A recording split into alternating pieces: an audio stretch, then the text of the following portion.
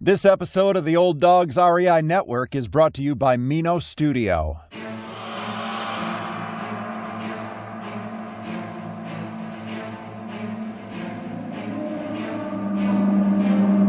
In a world where jobs are how most people make money, one man, one desire, one challenge dares to break the mold. Welcome to the Old Dogs REI Network, where we don't work for money. Money works for us. Coming soon. Viewer discretion advised.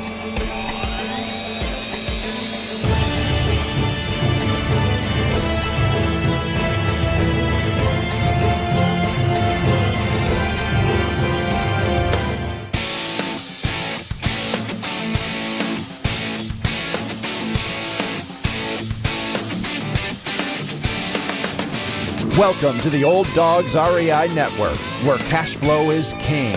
Real estate investing, the means, so you can enjoy your retirement dreams. This is the show where we cut right to the chase. No sales pitch, no long monologues, just simple how-to real estate investing advice, so you can earn the passive income you need to enjoy your retirement today. And now, your host and chief old dog, Bill Manacero. Welcome to the Old Dogs REI Network. I'm your host, Bill Manacero, and this is a show where 50-plussers and anyone else who wants to join us get solid, no sales pitch real estate investing advice to help generate real cash flow. This podcast airs twice weekly on Mondays and Fridays, and if you aren't already a subscriber, go to iTunes, type in Old Dog, spelled D-A-W-G, find our podcast, and subscribe. Well, we've got a great show for you here. This is an area that we really haven't talked, well, we kind of talked on it, in other discussions, but we never really had a show on this topic. So I'm really excited about it, and I think it's going to be real valuable for those of you listening. Our guest today is Daniel Breslin. He's the founder and president of Diamond Equity Investments, a real estate investment company flipping properties in Philadelphia, Chicago, Atlanta, Miami, and Tampa. Dan has been full-time in real estate since 2006 and averages 25 deals per month. Throughout his career, he's been able to do more quality deals by assuming each property he has under contract will be a fix and flip deal. He currently focuses on wholesale deals, but he also organizes meetups and runs a podcast. Well, Daniel, welcome to the Old Dogs REI Network. Thank you for having me, Bill. My pleasure. Oh, it's great having you on. Really interested in hearing what you have to say. You've got a great background, but I thought maybe you could just kind of give us your background. How did you even get into this real estate world?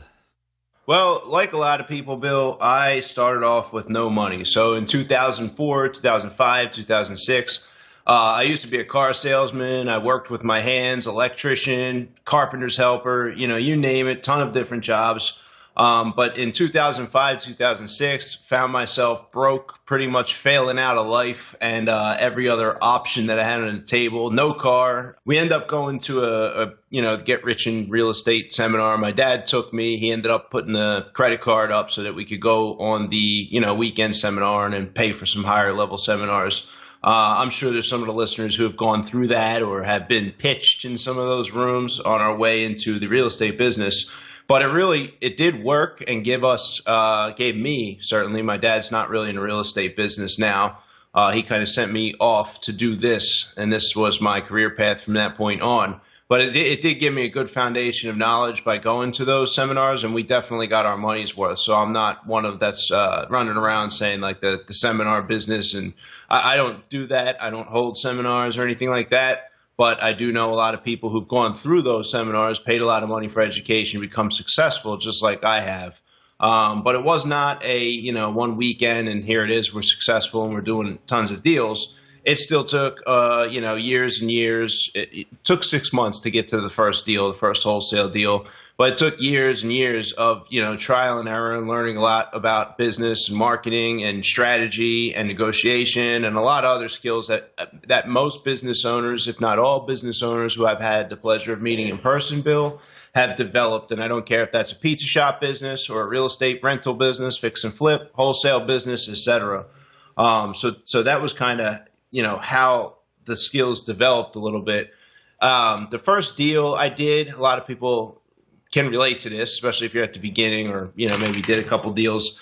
I found a property in an area that was very, very difficult to sell, drug-infested neighborhood in Chester, Pennsylvania. A lot of crime. You can get robbed in daylight going down the streets, active drug market.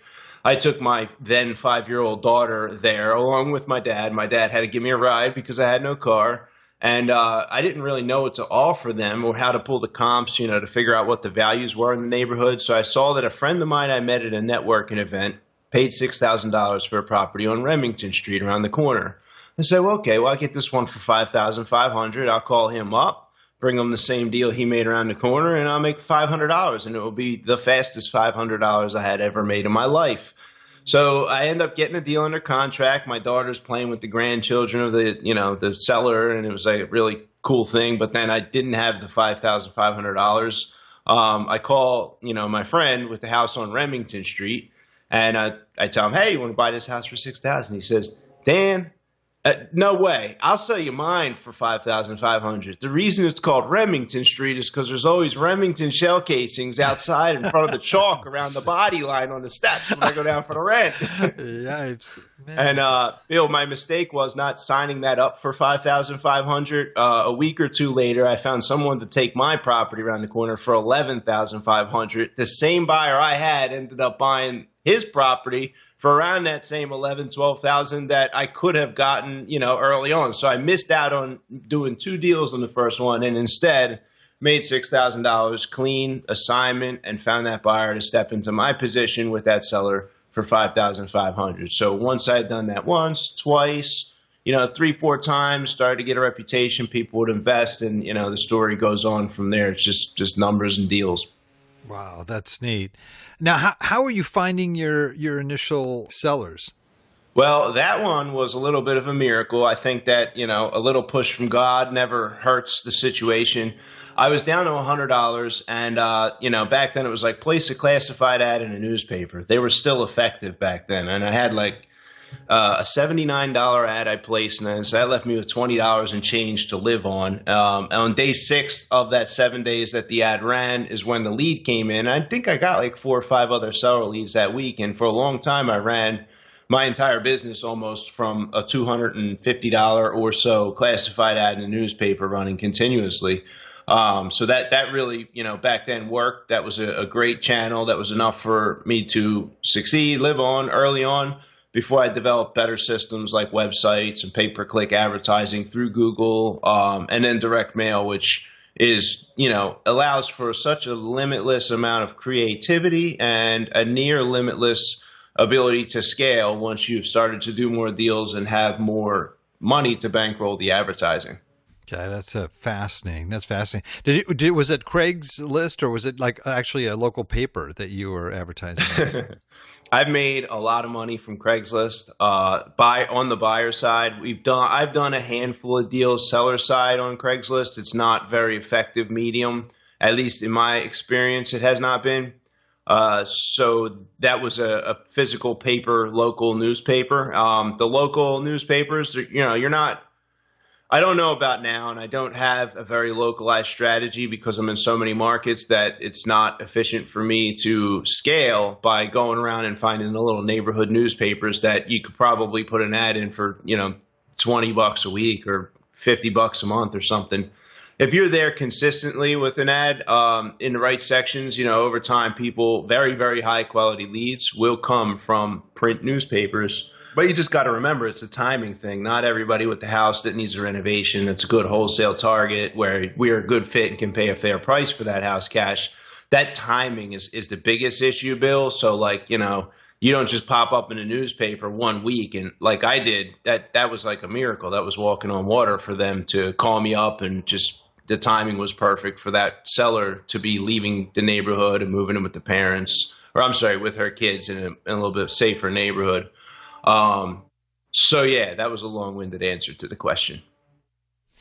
Are you getting you kind of similar types of responses when you began, in terms of finding people that were going through a divorce, or that whether what were some of the primary issues that people had? Just were they mostly bad neighborhoods, or were there other issues?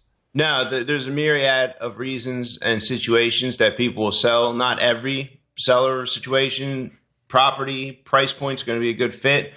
I think I have 84 deals on the board right now throughout spread throughout the 5 cities, waiting to settle. I would say, 20% of those people are probably like estate sales, maybe even up to 50% are estate sales, but they didn't show up like through probate. So we just mail a high equity list in the neighborhood, an absentee owner list, it's the list everybody mails. We also mail that one too. You can mail large numbers of absentee owners, meaning the tax bill is sent to a different address than the property address.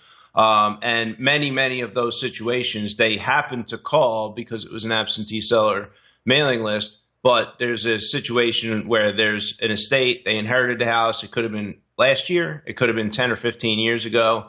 The inherited properties seem to be a really big driver. Another one is like people who have situations where they're like hoarders. So we've helped certain seller, one that comes to mind. She had cats. She had an adult son who wasn't really leaving the house. She felt trapped by the house. The condition deteriorated around her. She got hurt a few times on the job. So she was like laid up on medication with broken legs, broken hips, things like that. So the house really got away from her. And when I bought the property from her, she didn't want any money. And I gave her money above the mortgage payoff. There wasn't a ton of room, but I did want to give her something on that deal. And I did. And she cried and she hugged me. And I remember when I went up to get the paperwork signed, after I bought the property, a week or two later, there was something that needed to be signed. And she was sitting in her new apartment, and she was just so overjoyed to be in this like clean apartment with the maintenance guy, and she bought herself all new furniture. She had been saving, and so it was like literally getting rid of that house allowed her to detach and remove that problem she had where she was kind of hoarding. She was just like overwhelmed by the mess, and she was able to really to cut free and start over. So that's a situation we'll see pop up in some cases, a lot actually. Wow. Now, with the estate sales, do you target folks that have inherited these properties? I mean, is there a list, or is it just happened to come from a general mailing? I prefer the very, very large list. I think there's some inheritance lists available on like ListSource, and I have pulled those in the past. It was just a little more work for me. So our marketing budget might be anywhere from $50,000 to $150,000 in a month. So for us to like try and weed out Bill and pull like a 700 name list that potentially they identified as inherited, it's not really cost and time effective for us as it is to just pull, let's say, 25,000 names that are absentee sellers and just mail all of them, and then some of them are. But if you're working with a little bit more of a limited budget and you were just starting, you probably would want to get your hands on maybe that inheritance list, or in each market, a lot of times there's localized providers of probate lists. And they are usually on a monthly subscription, if not, weekly updates are even better, but that's not usually the case. The probate leads, if you can get those lists for anywhere around $100, $150 a month for like a city, for like an area that you're in, it's going to be worth it. I pay up to $1 a lead sometimes for those probate leads, but to be honest, it's not really cost effective. And right now, as we speak, I'm considering cutting them off because the expense is too much. I do like 1 to 2 deals every 1 to 2 months or less from probate lists where they're actually sourced by somebody going down to the courthouse, collecting the information manually and then uploading that into spreadsheets or whatever usable format that it is. So if you were just starting out, for example, and you did have a limited budget. I mean, you shared what you did and by advertising locally in a paper, but today, given that same situation, maybe you have a little bit more of a budget, but where would you focus your effort? How would you start getting those first leads? Yeah, it's hard to say. I mean, I would probably try to get my hands on a probate list and then just pick the phone up and start calling those people. They do have, and also the context would change if I had some funding or some partners lined up. I would say, like, to back it up, I don't know if that would be like the right question to answer. And I would look back over my career, and I had a few instrumental people, like one of which would fund deals and we would 50-50 split.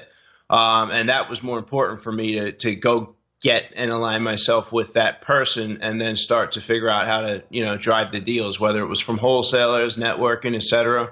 Another thing that was more important than just list selection or lead generation in the first place, I had another gentleman come along, and he was like a high volume wholesaler who didn't mind rolling out the carpet. Now, the carpet being rolled out came at an expense. I would 50-50 split the deals. However, Bill, early on, you can have all the leads in the world, but if you don't know how to analyze the market and have some sort of insight as to what you think you could sell the property quick, at least from a wholesaling perspective, you're not gonna win. You're gonna sign deals up too high. You're gonna waste a lot of people's time. You're gonna get frustrated. Might want to quit. You might not have the buyer's list, resources, and things of that nature built up. Whereas if you can find somebody that can be almost a mentor, like this gentleman was for me early on, I was able to use him as a resource, and that allowed me knowing that, like, if he told me, "Hey, Dan, we can get 25,000 for this place," it was simple math. It was just like the first deal on Remington Street, Bill. I knew that we would pretty much have a buyer around that price, so maybe we missed the mark a little bit, but all I had to do was simple math. I get it for 15, there's roughly 10 to split. I get it for 18, there's roughly 7 to split, and so on. Sometimes we get lucky, it would sell for 30 instead of 25. Sometimes we wouldn't hit the mark and it would sell for 20, 22. But before he came along, I would have been, I was clueless. I was trying to use Zillow. I was trying to get my hands on, MLS access. It was just a very challenging thing once the leads were generated to figure out the market side of things. So as a wholesaler, you're a bit of like a day trader. You're a trader. You better understand the market. And people, oh, yeah, I know how to get realtor pull me comps. There's a different level of understanding that comes after you've done 100 deals, and then after you've done 500 deals, and then after you've done 1,000 deals in multiple markets. Your ability to pull quickly the time it's going to take for a cash buyer to come and pay a certain price and be able to nail those two items, the time, days on market, needs to be 30 days or less on a wholesale deal. You got to move it quick unless you have the cash lined up. And you better figure out the price that some other cash buyer is going to pay. So I got to know what you, the fix and flip investor, or you, the landlord that's buying in the neighborhood paying cash, will be motivated enough to buy my deal. There's going to be like a continuum. If my price is too high, you're going to pass and you're not going to be motivated. If it's too low, I'm beating myself out of value that's on the table. And then if it's just right, the better I am at getting it just right, the more successful I'll be. So once that's nailed down, you can go to work, whether it's like, Zillow leads. You could literally go on Zillow and start to weed through and find people who are motivated. You could go on Craigslist and try to find people who have other deals, that are cooking. If you've already got somebody that's aligned, that you can use as your outlet to turn the property to cash. And then you could also do things like, the probate lists are nice, Bill, because you could send a personalized piece. They're very small lists. They're 80 records. They're 20 records for a month. They're 65 records for a month. Like, you could sit down and send a FedEx envelope to each of them for, $1,000 or something like that. And they're going to take you seriously if you show up like nobody else shows up in their mailbox. Interesting. As an investor myself, I mean, prices can vary from neighborhood to neighborhood, from street to street. How do you come up with a good estimate on your property values and what you think you'll be able to sell that for? It was challenging. So I'll give you the background. I would not suggest going to 5 different markets. And I'm sure people are listening, rolling their eyes. Yeah, right. He's making tons of deals and money and this and this and that. But I found that you can drill deeper. And I'm now trying to drill deeper in all 5 of the markets that I'm in. And I'm discovering that there's so much untapped potential in every one of those markets. For me to do 80 deals even in one market, if that was the case, I'd rather do 20 and make the same money because it's less paperwork and less aggravation, but it is what it is. In 2005, 2006, when I got in the business, my daughter moved with her mom to Chicago from Philadelphia, where I was originally from. And then being a dad became, hopping on a plane whenever we could afford the tickets and doing, a weekend a month or maybe like a few weeks in the summertime.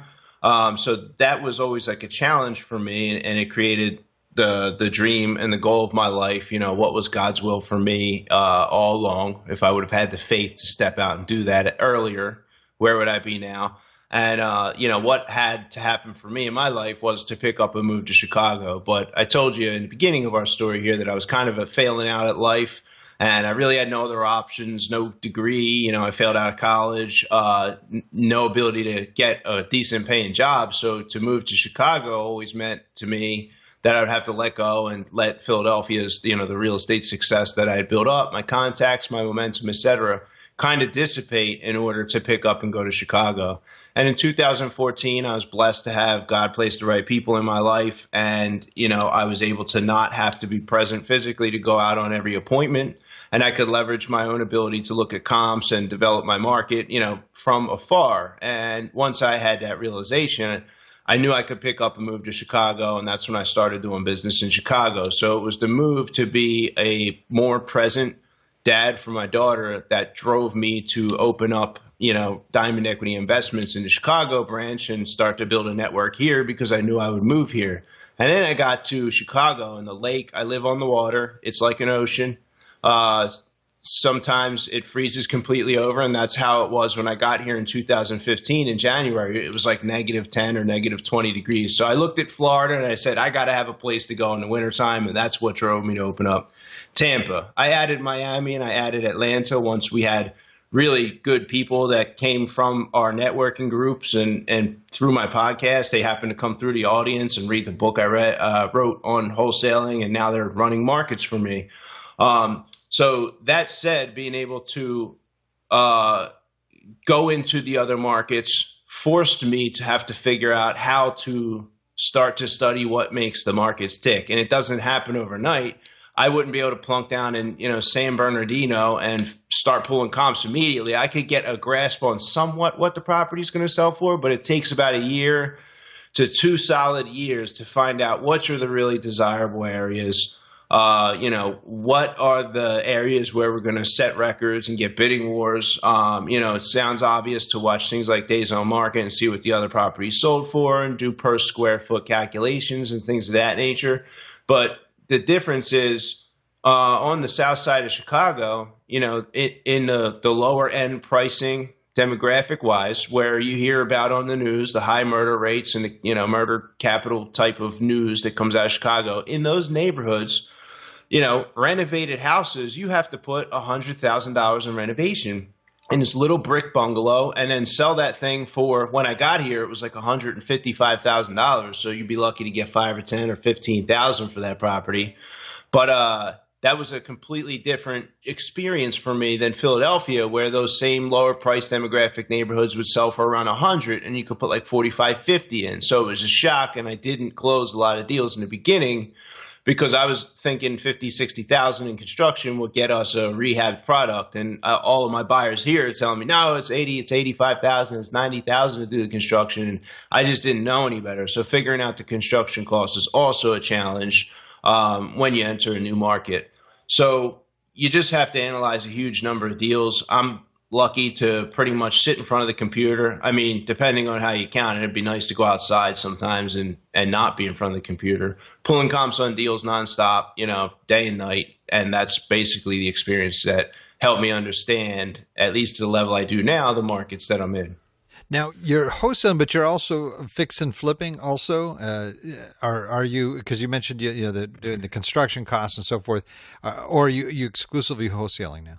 No, I go with every deal. Like, we're going to buy it, we're going to fix it up, we're going to sell it. We don't do that on every deal. A lot of times we're happy to take 20% of the profit and just move the inventory. We don't have a team that's capable of doing 20 renovations in each market. So we can maybe handle like 5 renovations at any given time in each market. Philadelphia is my strongest rehab market. I mean, we buy from wholesalers, we buy from everybody. It's not, it's not just like, oh, only from my leads do we buy these houses. So we fix and flip here in Chicago. We do that same thing in Atlanta, Georgia. We really, our company mission is to promote home ownership with our business activities. And even if I wholesale a deal to the next person, the next person's also going to be renovating. So we view that as our role is sometimes to put a piece of marketing material in the hands of a seller. Maybe it's like the hoarder house. Maybe it's a vacant, like a drug den where there's squatters in there. And there's a neighbor who's praying that these squatters in this situation, this has happened more than once, would be removed from the area. So it's our duty to put the marketing in their hands and then to negotiate the deal that's profitable so that we can all continue, including our investors who buy the property if we wholesale it, or our contractors. We need to be able to afford the renovations and then turn around and sell that property for a profit, ideally to somebody that's going to live there. So nowhere in the company do we do like Section 8 housing. We don't believe that philosophically aligns with our values here at Diamond Equity Investments. I'm not against other landlords who do that, but we don't make that a primary function of our business. We believe in building up the neighborhoods that we're doing business in. And in some of those, even in some of the lowest priced, highest drug-infested, highest crime areas, there's properties I hold mortgages on today where somebody is making that house their home, and I'm happy and proud to have been a part of that transaction. I think I got off topic a bit. No, not at all. No, man, what a great story, man. Good stuff, man. Good stuff moving back to Chicago too. I mean, really. Yeah, this is really interesting. Do you ever do any buy and hold? I do. So if I'm buying and holding, I like tenants who are paying the rent. And I'm looking to buy. I did an episode actually presentation I recorded and then put it on my podcast also on gentrification bills. So like my goal is to identify the areas in a city. I want the neighborhoods that are improving and gentrifying that I believe have the ability and the potential to double in value over the next 5 to 7 years. So Philadelphia, we have South Philadelphia. Ever since I was a kid and even before that, you had that neighborhood changing and gentrifying, and people were buying the old inventory and renovating it. And there's a ton of infill new construction there.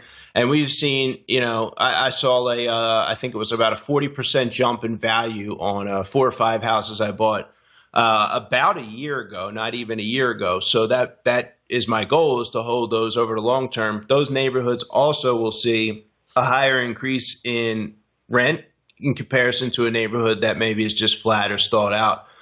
I am a proponent, Bill, if anyone's going to do buy and hold, of getting the rules of your investment philosophy written down before you buy any rental property. So a lot of times, someone's listening to our podcast or hearing our conversation and they hear something about, the passive cash flow and it's going to be the way to get out of the rat race. And, they're just so action oriented that they didn't stop or have anybody to guide them to figure out, number one, if they should be buying this property. Number two, why are they buying that property? Say, it's for cash flow. But, there's a lot of mistakes that people could avoid by sitting back, like Warren Buffett suggests, to write out his reasons for why he would buy a company.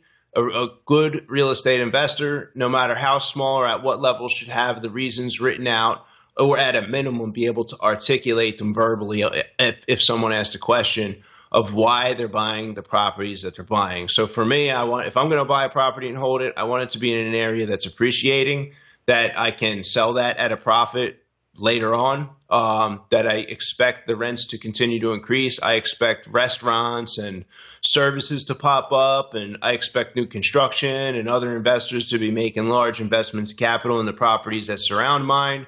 So I like single family. I like 2 or 3 flat, 3-unit little triplex properties in those gentrifying areas for that reason. Oh, that's great. All the income sources that you have, the rental income is also part of that, right? Yeah, it's a very small part. For me, I'm more of a mindset of building the business. So like the wholesaling business for me, generates deals so that I can we have, millions of dollars in private investment that people just come to, hey, I have 100,000. What can you do? And we pay 10% flat interest on that. but like my wholesaling machine feeds kind of the rest of it. So like I do buy some of the rentals that come through our wholesaling business. Through a wholesaling business, the podcast and our networks and everything, I kind of also that same chunk there. I consider people who are bringing deals to the table. Sometimes we'll partner on people with deals. We'll just close it out. We'll do the renovation. Depending on how much meat's on the bone, we might do even a 50-50 split of the net profit after all the expenses on a deal like that. So we consider that also part of the wholesaling thing. So like I'm a fan of building yourself like a money machine that's going to generate. And for me, my personal experience has been that the rental properties cost more, probably because of where I'm buying them too. They're typically, gentrification, you got to start with properties that are priced very low. And a lot of times they're in poor repair. I'll buy them occupied too, Bill. So like a lot of times I'm dealing with bad tenants. So it hasn't been a great source of cash flow for me to live off of. But I know the reasons that I'm holding them and 5-10 years down the line, even now today, I have properties I've owned, a year that have gone up $100,000 in value because they were in the right neighborhoods where same property located half a mile away would have been, remained flat or saw 3% appreciation, something very nominal.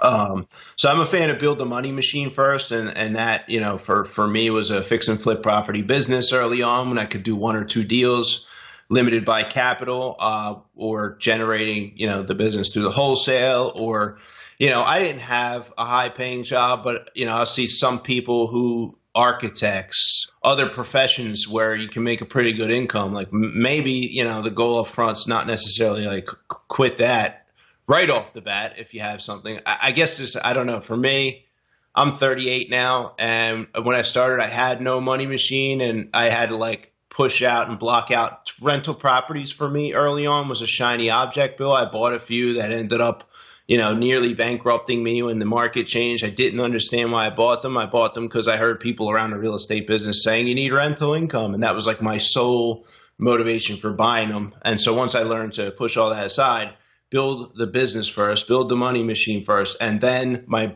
rental properties are a bit like a savings account or a stock portfolio, like that I'm not living off them yet. 20, 30 years from now, even 10 years from now, it might be a different story, and ideally it is a different story if my investment philosophy does prove out to be true.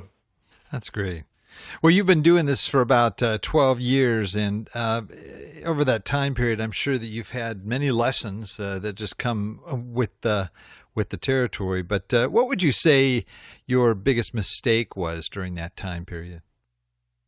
My biggest mistake was separating from people too early, and thinking that I didn't need people with more experience. So I've seen a lot of people do this up front in the business where, they're, especially with wholesalers, they feel like they did all the work, they generated the lead. This guy just brought the buyer. This guy just told me how much to pay. There's people with infinitely more ability to negotiate, see nuances in the deal, see nuances in the communication with sellers, see nuances in the market that you're operating, have nuances in the way that they maybe market the property, have stronger relationships with buyers and getting them to pay more money.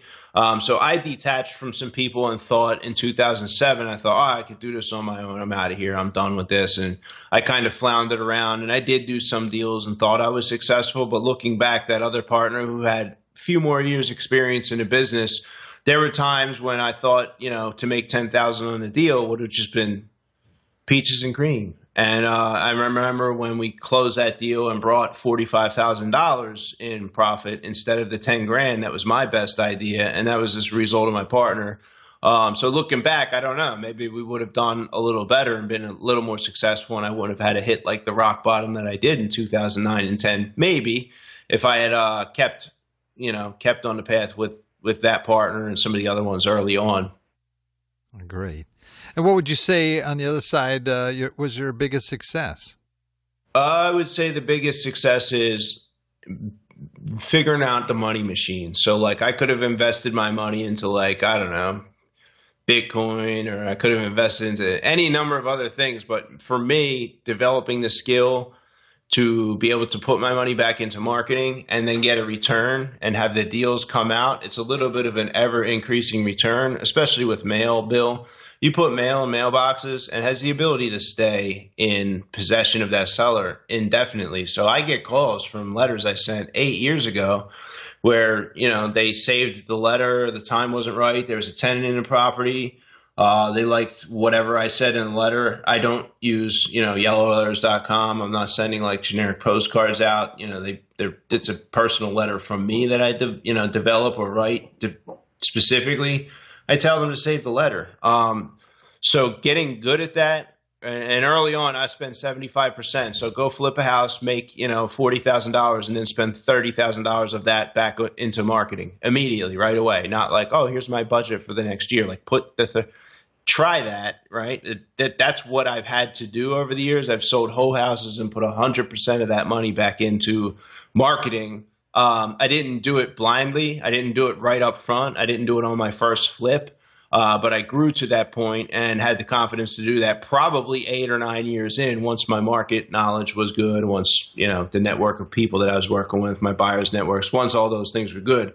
Even today, I'll spend 50%, 60%, 70% of the money that I make on a deal back into marketing to grow more in some instances. So the biggest success was mastering the ability to scale up our business through the marketing. Oh, interesting.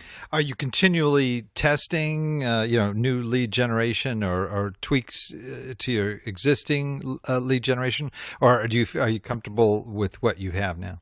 No, I always change things up. I tried, we're going to just do this and we're going to send it off to a VA and it's going to be automated. I've found that there's diminishing returns, especially in direct mail. There's a lot of competition. The market's hot. People know the market's hot. We probably have some competition as real estate investors from Zillow. Zillow, I think, announced they're going to be buying houses to the tune of $250 million over the next couple years in a couple cities. And if that, program works, they'll probably roll that out across the country. We'll see if that happens. So we're starting to see a little bit of a change in the landscape of what we do here. And for that reason, I'm always looking for, an edge. And I'll give you an example. If I wasn't personally paying attention to these letters that we send, I wouldn't be generating ideas continuously on how they could be better. And sometimes one word makes a big difference. An example is I had the flash of the light bulb flash in my mind of that I should put, it said, "We buy houses" on my letter at the bottom. I said, why don't I put the word land there? It'd be pretty cool if someone had I'm sending out thousands of letters anyway. Maybe someone has a lot somewhere that's actually worth us buying. And I put that on there, and 6 weeks later, those letters touched mailboxes, and we get a call on 3 lots down to 3333 South Michigan Avenue or something like that in Chicago. And we didn't even see the value. They wanted $375 or something. Hey, that kind of sounds high. And I dug into the deal a little bit more. We end up locking it up for like $455,000. And it was a little bit of a wing and a prayer. And we ended up selling it for like $535,000, a few weeks after we bought it. So it was a $80,000 gross profit on that deal. And that came from just that one little seed of an idea to put the word land on my letters. That's great. That's great. Flipping land, raw land. Wow. Yeah. That's great. So our audiences, as you know, these are folks that are 50 plus. Some are working, they're approaching retirement. They're really looking at their retirement closely, and they're thinking, "Oh, gee, I've got money set aside, but I'm not sure I'm really going to get the cash flow that I want to have in order to be able to live, at least maintain a similar lifestyle that they've had before." And then there are those that are already in retirement that are, dealing with the issues of, again, either generating cash flow or just getting a good return on their nest egg that they're, surviving on. What would you say to those folks that, that are looking right now, maybe even looking at wholesaling and saying, how would I get started in that? And how, what would I expect to see?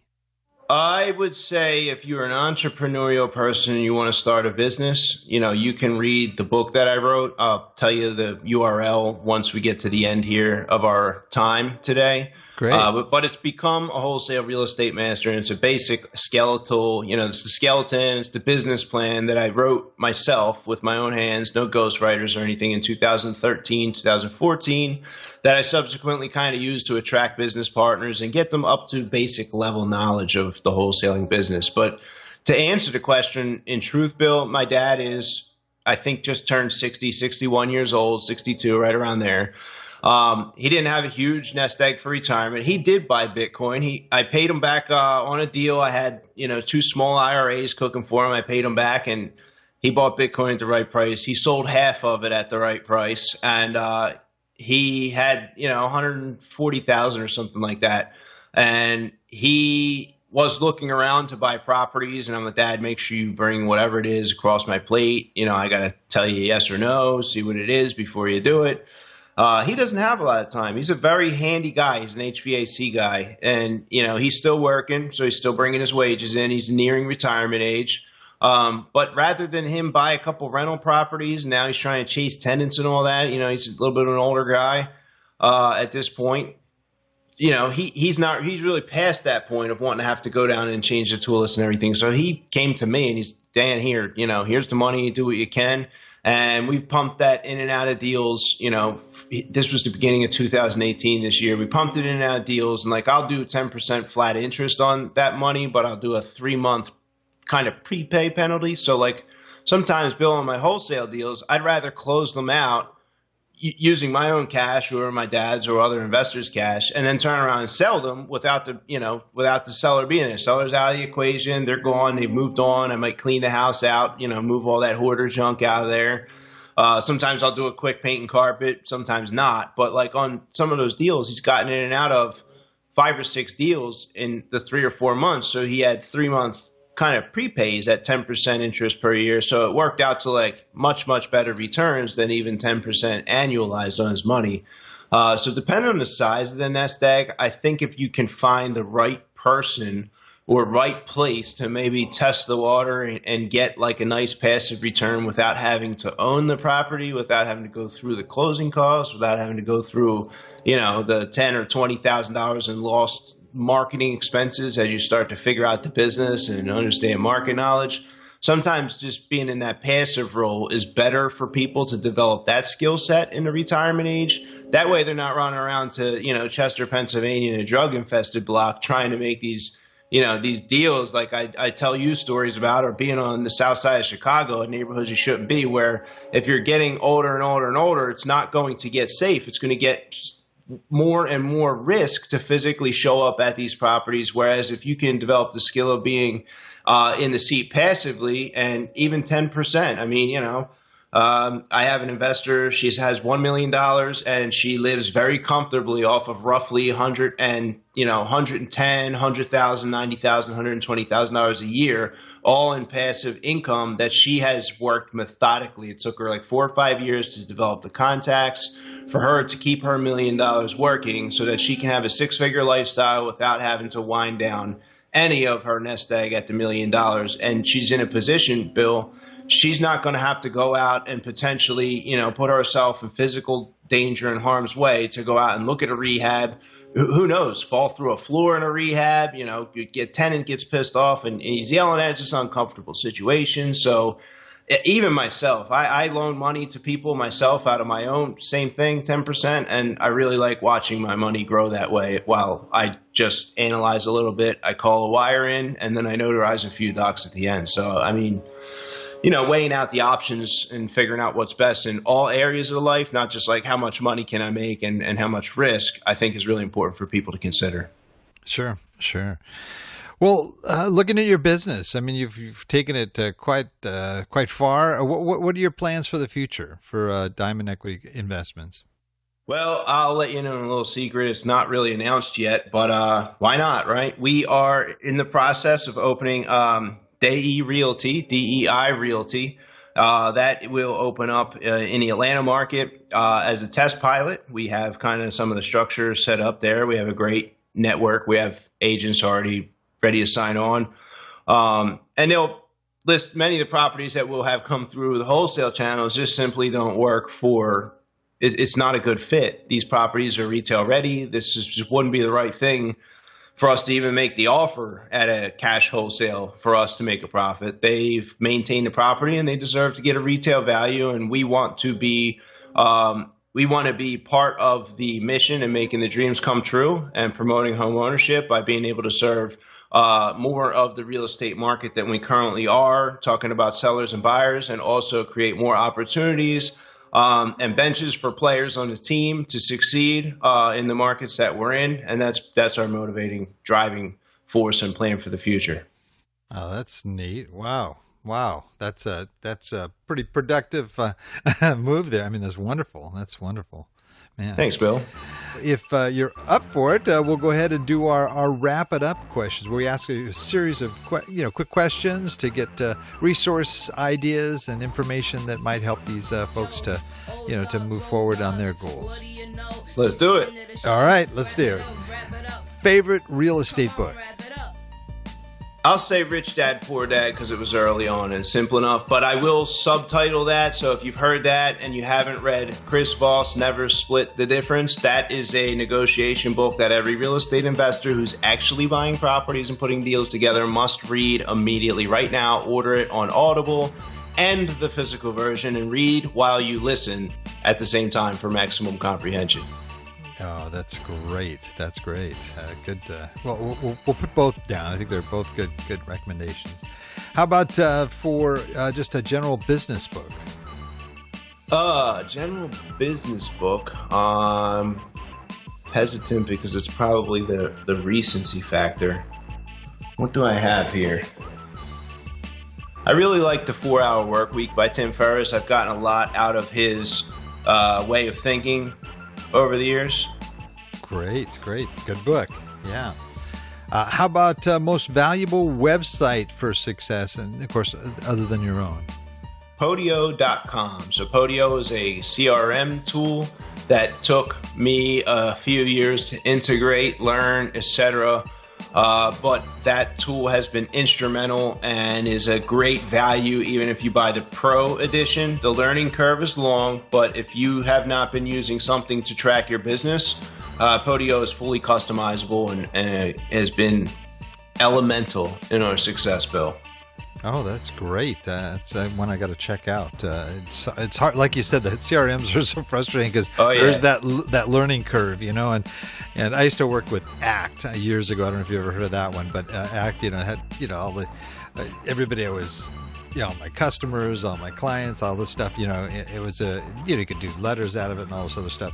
But I'm sure that that was a long time ago. So this has got to be pretty updated, probably tied into social media and all the other stuff, I imagine. That's great. How about favorite app?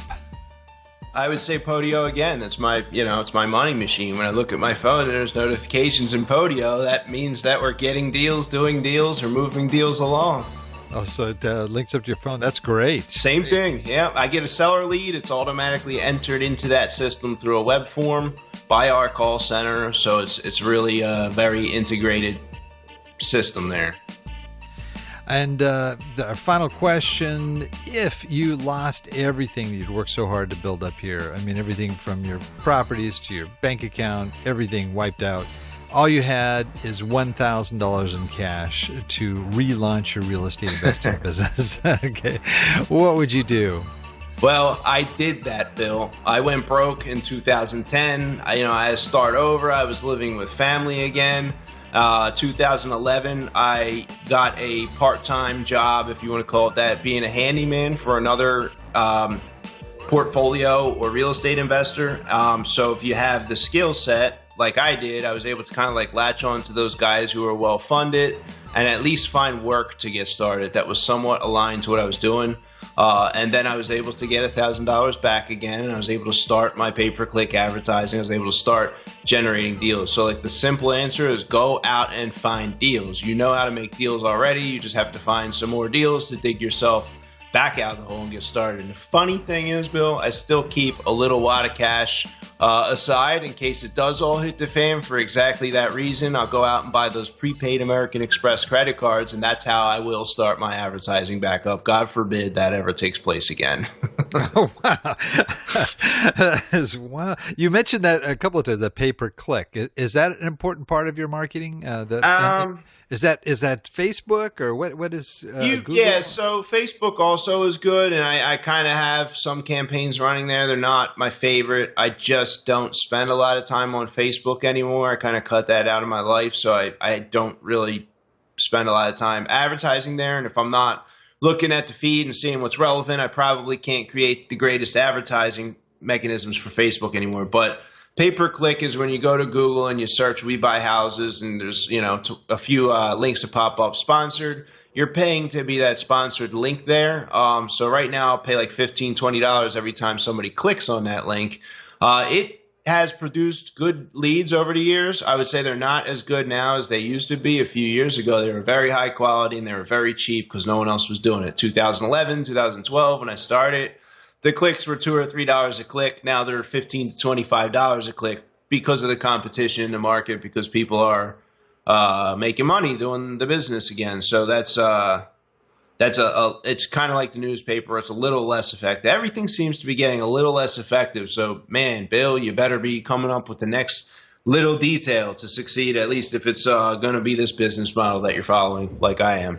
Yeah, you got it. Niches and your strategy are really critical, I think, in today's environment. But well, great. Well, hey, you'd mentioned something about a book, and also I'm sure there's a lot of folks listening that would like to know how to reach you, find out more about what you do, your company, and how can people reach you? And tell us about this book. Cool. So Become a Wholesale Real Estate Master. I wrote it myself with my own two hands, like my business plan. 165 pages, from some negotiation strategies to going to the settlement table and figuring out how to get your money on the deals. It will walk you through the structure of a wholesale deal. And I give that away for free if you check out my podcast. Mine, like yours, like the Old Dogs REI Network here, Bill, it's a pitch-free, no BS, no fluff podcast. I don't do coaching. I don't have products for sale. I don't send out affiliate marketing or anything like that. So it's all nuts and bolts, just like our episode was here today. So if you want to check that out, you can go to reidiamonds.com, Real Estate Investment Jewels of Wisdom. And there's also a Contact Dan link there, which I personally monitor, check, respond to, etc. So if you want to reach out, say hello, or, tell me to kick rocks or whatever it is you want to do, you can do that at that site as well. We also have a couple of links to our properties that we would have available for wholesale purchase in, Atlanta, Tampa, Miami, Chicago, or Philadelphia, where we currently do business. Cool. That's great. Well, wow, this has been a great information overload here. There's just a lot of good stuff that you shared, and I really appreciate it. I know that our listeners really appreciate it as well. So I would love to, follow up somewhere down the road here and have you back and hear the latest things you're involved with. Absolutely. Great. Well, we are a little different than most podcasts because we kind of let our guests close us out here. And, we are called the Old Dogs REI Network. So we always ask our guests, and hopefully you knew about this, but if not, hey, it's okay. you know now. And we've got to close out with your best old hound dog howl. Now, I know you're a city boy and I kind of grew up in the city and there aren't a lot of hound dogs around, but, you could give us any kind of dog that, you might be familiar with and just give it your best old howl. I think you're ready for that, Daniel? Fair enough. Okay, go ahead. Go for it, man. Howl!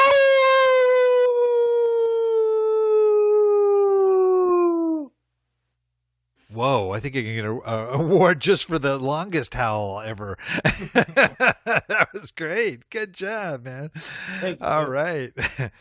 Well, thanks so much again for being on, and we will have all the links and everything that you mentioned, including to your book, on our website. Just want to thank you again, Daniel, for being on. Absolutely, Bill. It's been my pleasure. I really appreciate you allowing me to share my experience and wisdom with your listeners. Oh, well, we love it. Also want to thank all of our Old Dog listeners out there for joining us. I know there's a lot of other things you could be doing right now, but the fact that you've taken the time to join us means a lot, and we greatly appreciate it. Please note, Old Dog listeners, everything presented here today, okay, including all these links that we've talked about and some of the references that he mentioned, all those things can be accessed in our detailed show notes that are on the Old Dogs website at olddogsreinetwork.com/blog, and look for the episode with Daniel Breslin. Well, that's the show for today. Remember, cash flow is king, real estate investing the means. Until next time, keep moving forward, and may God bless. Thank you very much for visiting the Old Dogs REI Network. We would greatly appreciate if you would stop by iTunes and let us know what you think of the show. We would love if you could subscribe to the podcast, give us a 5-star rating, and write a review. The more ratings and reviews we receive, the more visible the podcast will be to others. Thank you.